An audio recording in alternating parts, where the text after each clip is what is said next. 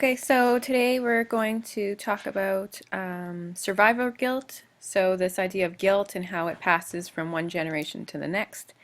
We're going to look at some examples of this idea of return of the repressed and how trauma is never sort of completely removed from someone's life, how it keeps haunting them long after the event is over. And then we'll also tie this in with this idea of metafiction that we've been discussing. So this idea of survivor guilt is present in Art Spiegelman's Mouse, and it exists in two characters, I would say, or it's more than two characters actually, but for our purposes, we'll concentrate on Vladek and Art. So let's look at this definition, and I'll read it out loud, and you can follow along. So survivor guilt is a deep feeling of guilt often experienced by those who have survived some catastrophe that took the lives of many others. It derives in part from a feeling that they did not do enough to save the others who perished, and in part from feelings of being unworthy relative to those who died. Survivor guilt was first noted in those who survived the Holocaust. So based on this definition, we can look at some examples of how both Vladek and Artie illustrate symptoms or the idea of guilt in their lives. So the first part of this definition, so a deep feeling of guilt often experienced by those who survived some catastrophe that took the lives of many others. We can see that in Vladek's character, and there'll be exchanges that Art has with his therapist where they discuss how a lot of Vladek's sort of feelings and behaviors are derivative of his having survived this traumatic, historically traumatic event, the Holocaust. So he survived while many other people died. And again, for Vladek, it is the trauma of that experience carries over into his day-to-day life. So it's been decades since the Holocaust. He still has sort of symptoms and behaviors that carry over. And one of these is this idea that he has to always struggle to survive and fight for his life. And there's almost a looming dread that something terrible is going to happen just around the corner. So he's always sort of preparing himself for this horrible event that might just occur, right? So he hoards food and doesn't waste, and has difficulty sort of interacting with people and trusting people. So all these are symptoms, again, of his traumatic experience. For Art, who is the son of two Holocaust survivors, he also experiences a kind of survivor guilt. So for instance, he will talk to his therapist, Pavel, in chapter 2, book 2, and discuss the ways that he always sort of is in competition, or he feels like he's in competition with his father. He has a sort of unresolved rivalry with his deceased brother, who he's never met, and he always feels a sort of like he's not worthy, or not as worthy as the relative that he has who survived. So he carries a lot of guilt just from being the son of two parents who survived the Holocaust and then died. And then in a way, Vladek and Artie are also survivors of the trauma of of Anya's death as well. So they have guilt in regards to how Anya committed suicide. So the trauma is both intimate and within their family, but it's also a larger sense of survivor guilt that bonds all sort of Holocaust survivors together for living through this traumatic event that many other people lost their lives in.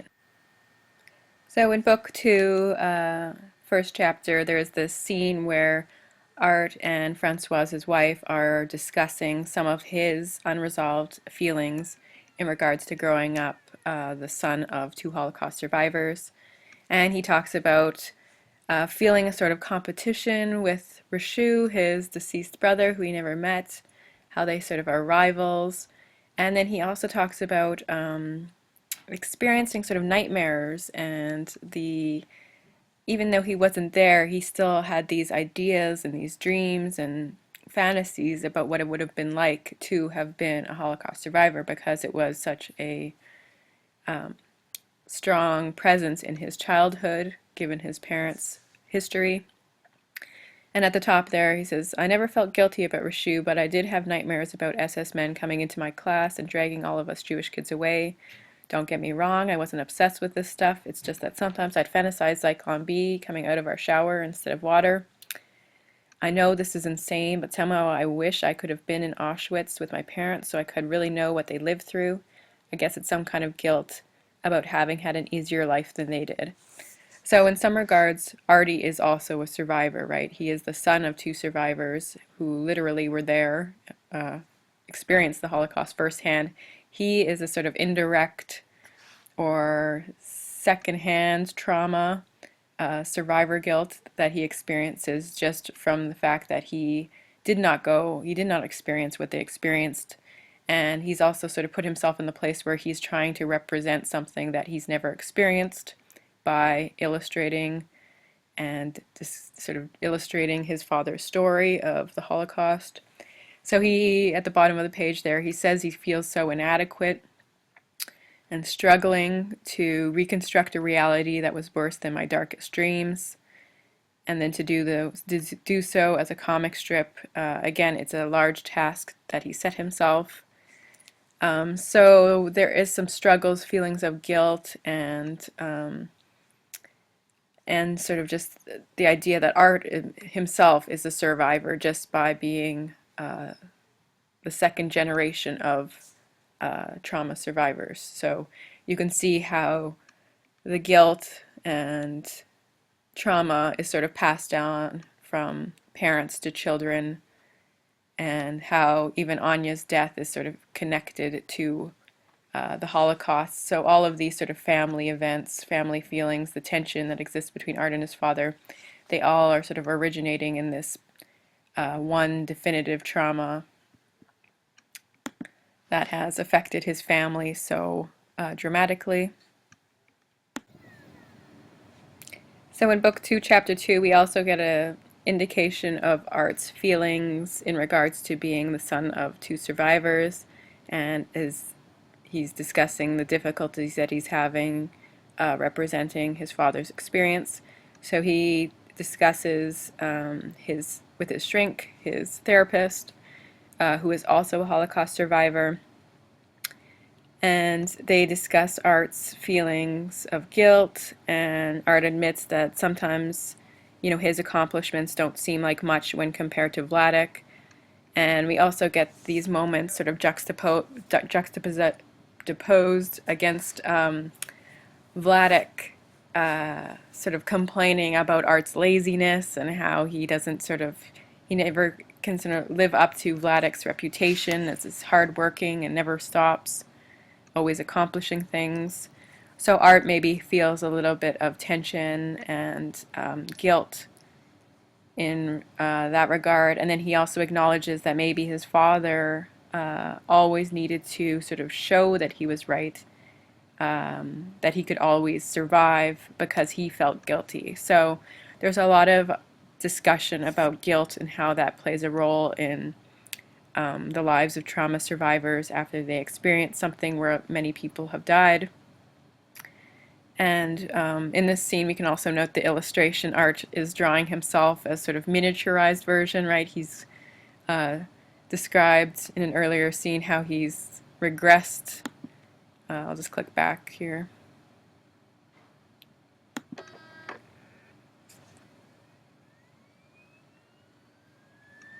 The experience has caused him to regress back to a childlike state. And in these indications, we also sort of see how the past is haunting his presence, right? We have piles and piles of corpses being drawn in the presence. So while he's walking the streets of New York, there are piles of bodies in the gutters of the alleys. And again, we sort of have the suggestion that even though Art has never experienced firsthand the trauma of the Holocaust, of seeing the bodies himself, they're still in his mind, right? So It's always sort of part of his conscious mind to think about and consider what it was like to be a survivor of this experience. And he's still haunted from the past. It's never completely gone. So we'll talk about this idea of return of the repressed and how it relates to Art Spiegelman's illustrations of this chapter. So in a way, we can look at how Art Spiegelman's illustrations indicate or represent this idea in psychoanalytic theory of the return of the repressed. So the theory is sort of derived from the work of Sigmund Freud, who premised this idea that anything that you repress, so feelings, memories, you push them down, so you stop thinking about them consciously, but they are not fully processed in your mind, and eventually, long after the event has occurred, all these sort of feelings come bubbling up, often as symptoms or behaviors, and it sort of shows that you're not fully resolved or you haven't fully moved on from this traumatic experience. And these symptoms come bubbling up, and they can take many different forms. So repression can sort of make itself known through nightmares and flashbacks. So you think about soldiers who experienced post-traumatic stress disorder, experiencing sort of flashbacks to their military experiences. So that's one indication of post-traumatic stress disorder or return of the repressed. Other symptoms would include anxiety and nervousness, panic attacks, feelings of dread, depression, fits and seizures, feelings of dissociation, so you feel like you're sort of split off between two selves, and then body memories. So body memories is just another way to say, say if somebody lost an arm, they might still have a sense that they can feel that arm there. So it's sort of a body memory of a lost or phantom limb. It's one example. So with Vladek's character, we can think about how he represents some of these symptoms of repression. So in book 2, Art and Francoise have this conversation where they're discussing Vladek, and at this time Vladek's trying to return a box of half-eaten cereal at the grocery store, and the conversation discusses how at the top there we have it's a miracle Vladek, or it's a miracle that he survived everything that he went through, and then Art saying, but in some ways he didn't survive. So this idea that even though Vladek has physically survived the experience emotionally and psychologically, mentally, he hasn't fully survived the experience, right? So he still carries many of the wounds, psychological scars of being a survivor and going through this experience. And then when we think of how Vladek can be seen as a post-traumatic stress disorder, suffering from post-traumatic stress disorder and return of the repressed, you might think of examples where you've seen Vladek experience extreme cases of nervousness and anxiety. Francoise will describe him as being nervous all the time. Art will sort of describe this moment where he says his father has always suffered from nightmares, and there'll be howling in the background where Vladek will be having sort of night terrors and making these sort of loud groaning noises as he dreams about the trauma.